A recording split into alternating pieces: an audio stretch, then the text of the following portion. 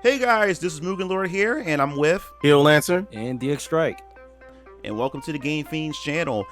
Today we're going to be talking about Microsoft and their E3 press conference. If you guys don't know, this week is, of course, E3. If you don't know what E3 is, this is pretty much like, I guess you could say like the Super Bowl or the Olympics or whatever you want to call it. It's a major event for gamers. We get a chance to see some of the upcoming games that that developers within the industry are going to reveal in the coming year or down the future road of this generation of consoles, everything. And I'm super excited. This is an event that every gamer is excited and look forward to find out what kind of gaming experience that we're going to have to look forward to for this gaming generation. So Microsoft, they were up first, and I just want to give us to give our thoughts and what we think about this event. So first, I guess we'll start off with DX Strike.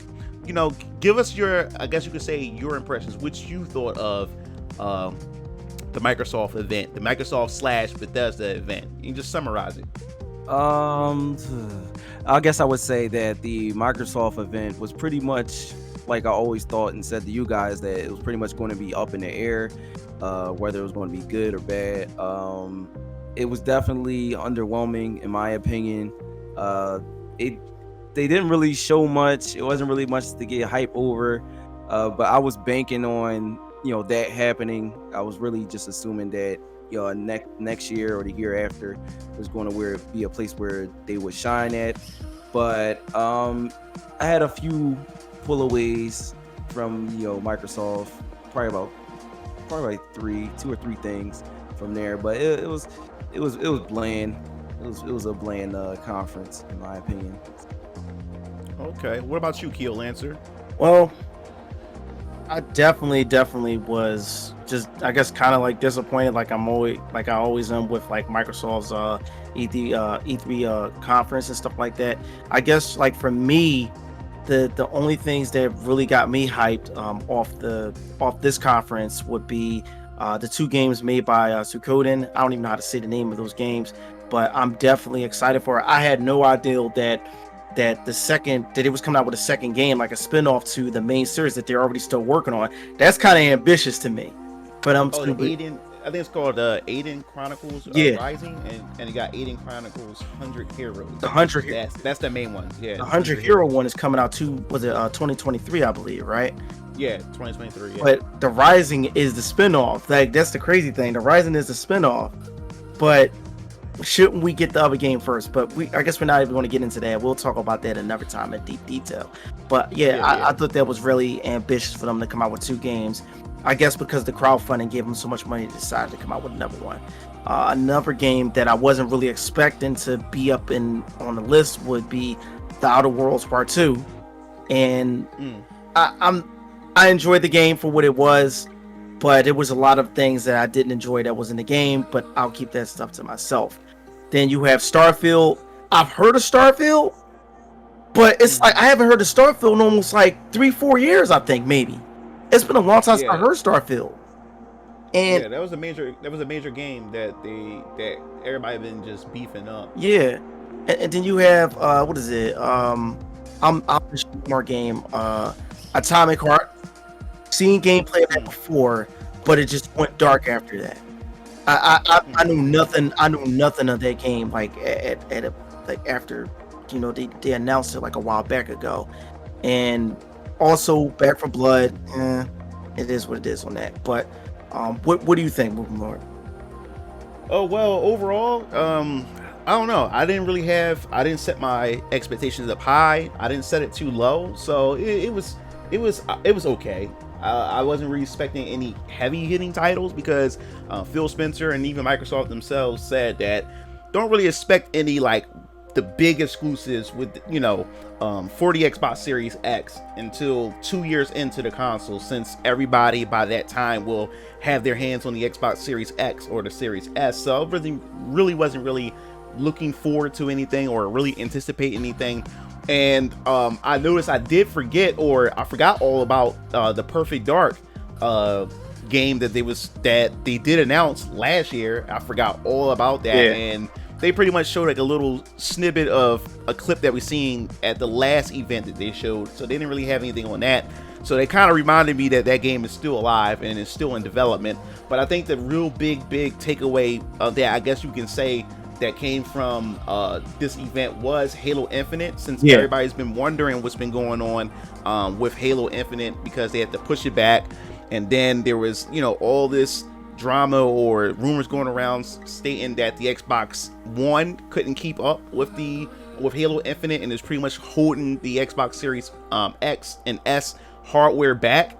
So they're kind of like going to ditch the Xbox One version and just focus on the Xbox Series X and S. And I must say that, yeah, exactly. Like, I must say that they really, I don't know, the multiplayer that they showed, which they're saying that it's going to be, yeah, exactly, yeah, it's going to be free to play. It seems like that's what they're doing with a lot of these shooters now, like they making the multiplayer a separate component from the campaign, since a lot of people who play these shooters don't really invest much in the campaign. But I mean, Halo's a different story. Halo does, for a first-person shooter, does have an interesting story, you know, lore and everything like that. But the fact is that they are focusing on making it free to play, making it for, you know, anybody can just hop on, give it a try, customize your own Spartan and everything. And I'm super hyped, and it does look like a big improvement from what we saw last time.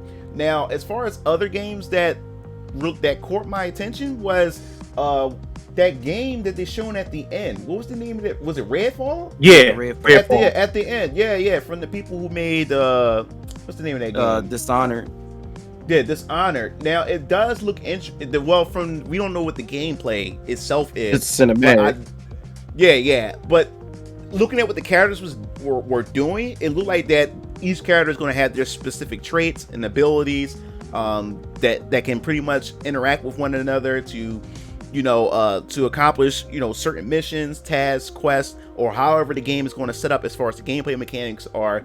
But I'm not gonna lie, the art style and what they've shown so far seems interesting. Yeah. I'm just wanting to see some gameplay to see where it go and see if it sticks out. Now, since it's from the creators of Dishonored, I take it that it's going to be a first-person shooter, right? Oh, yeah, definitely. Yeah. Okay, first-person shooter. Cause I haven't really played this. I haven't played Dishonored. Well, I was thinking it was going to be a third person, not a first person. But this is a company that always made first persons.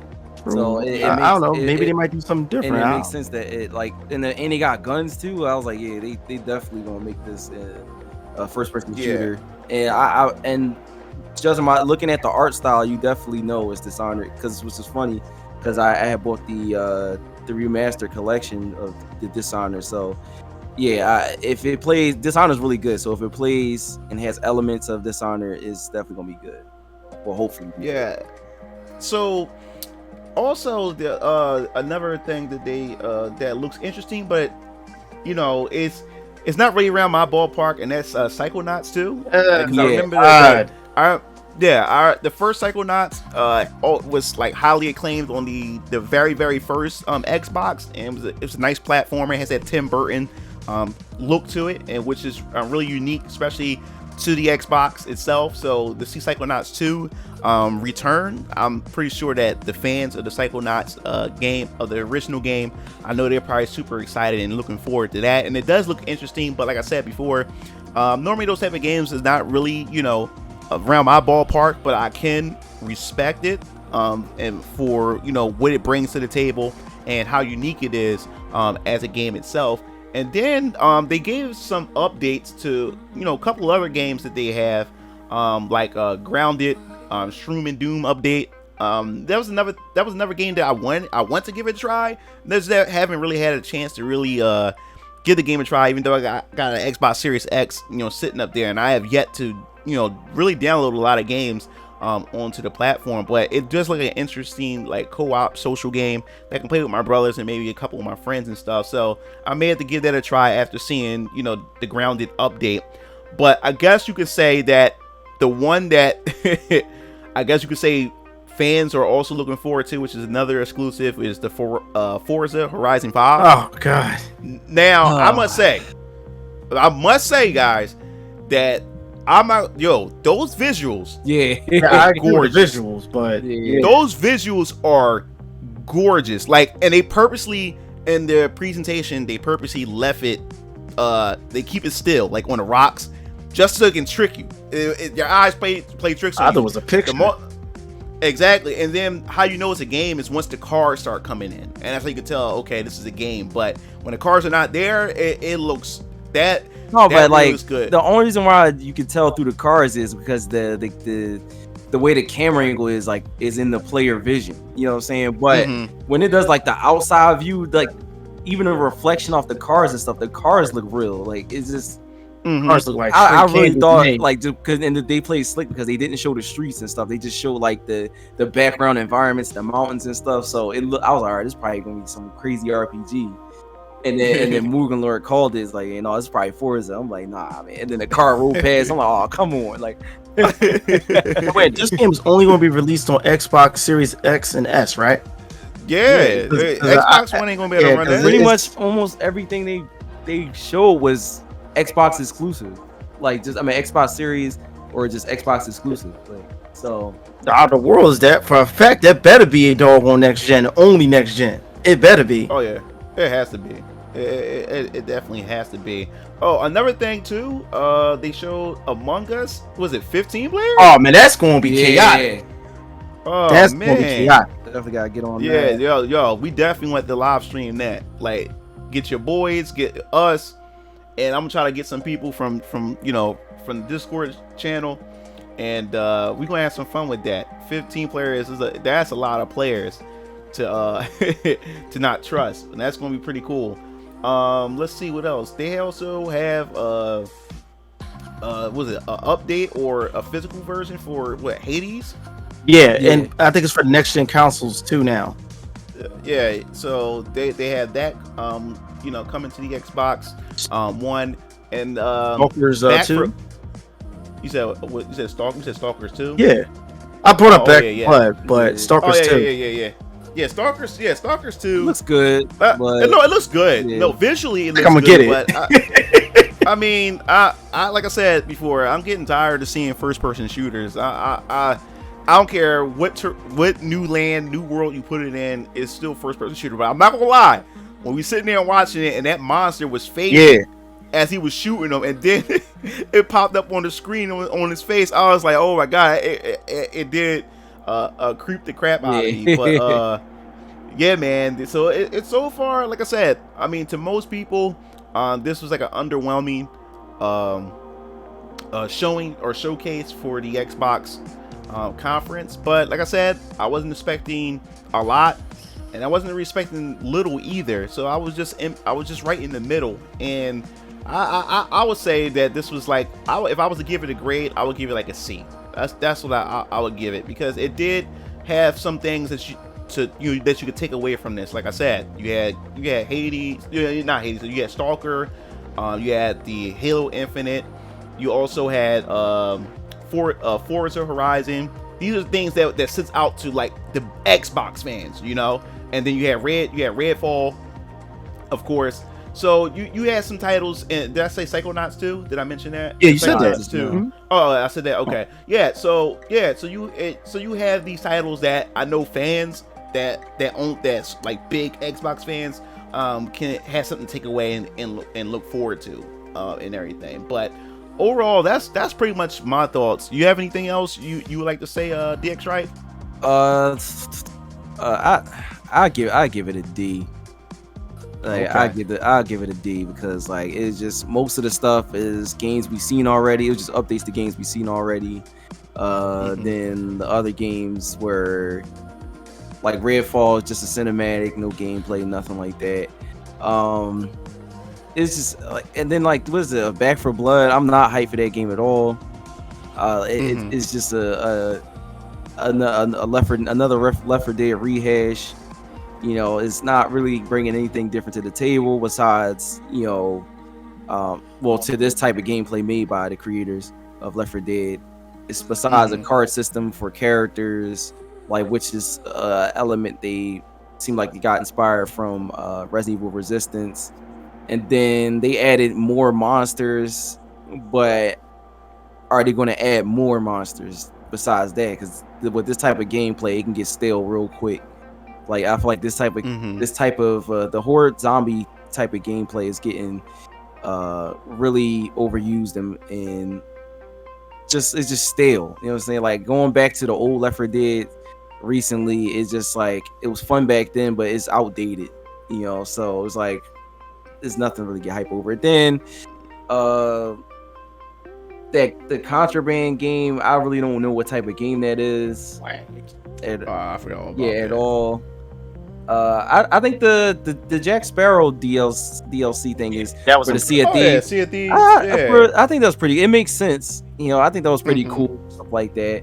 I think it's like their first like story driven thing for Sea of Thieves. I think Sea of Thieves is one of those, atmospheric. Do whatever you want. Yeah, atmospheric, do whatever you want type of game. So this is gonna be like the first story thing for it, and I thought that was pretty cool. They showed Battlefield. Oh yeah. That Battlefield, as far as mechanics and stuff like that, I feel like it's better than Call of Duty. It has the potential to be really better than Call of Duty, but it's just certain things that's holding it back. Graphics is definitely one of them. The last couple ones look pretty good, but this one is pre-alpha, so I ain't gonna be too hard on it.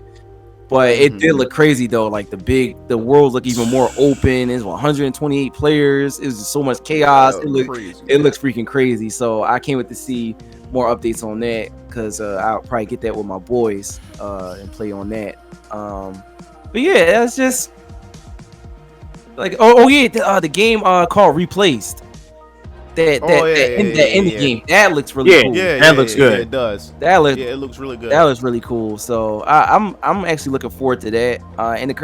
And they going off with the Game Pass, man. Like every game that they show day one drops. I'm like, yo, that's crazy. Because usually they don't do that. Usually they be like, all right, well, this game's coming out for the Game Pass, but you have to see it in the next few months or next year and stuff like that. No. These new games, day one come out, drop. Yeah, they want people to secure that Game Pass. Yeah. They trying to make the Game Pass as attractive as possible, because they want that subscription. They want that monthly payment, So I'm not gonna lie, that Game Pass is dope, is because, like I said, a lot of these games they did show, I wouldn't even kick out the full $70. I would definitely with my Game Pass, that would be a reason for me to play it, Exactly, so yeah.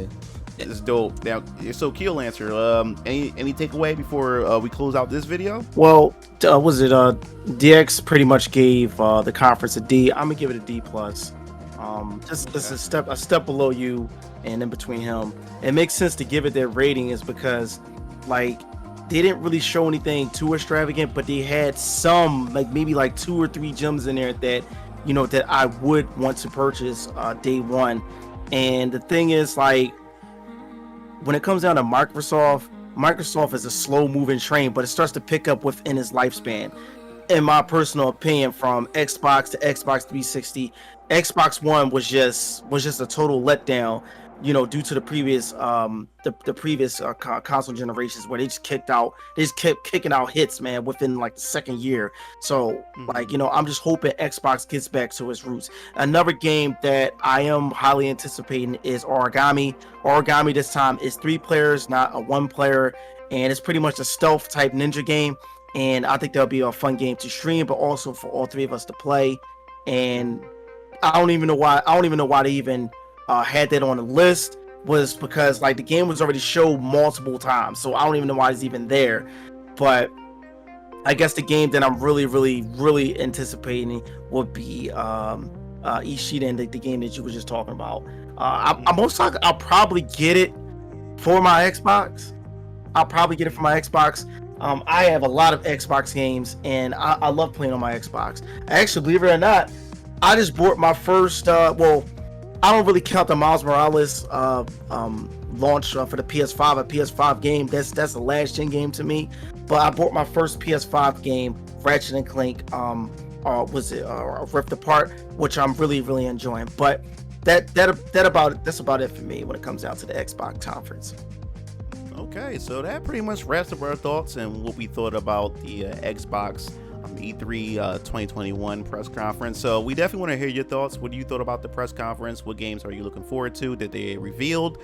And if you like the video, hit that subscribe button and also hit the like, because that also helps us in the algorithm. And this is Mugen Lord and DX Strike. Keel Lancer. sign off. See you Game Fiends later. Peace out.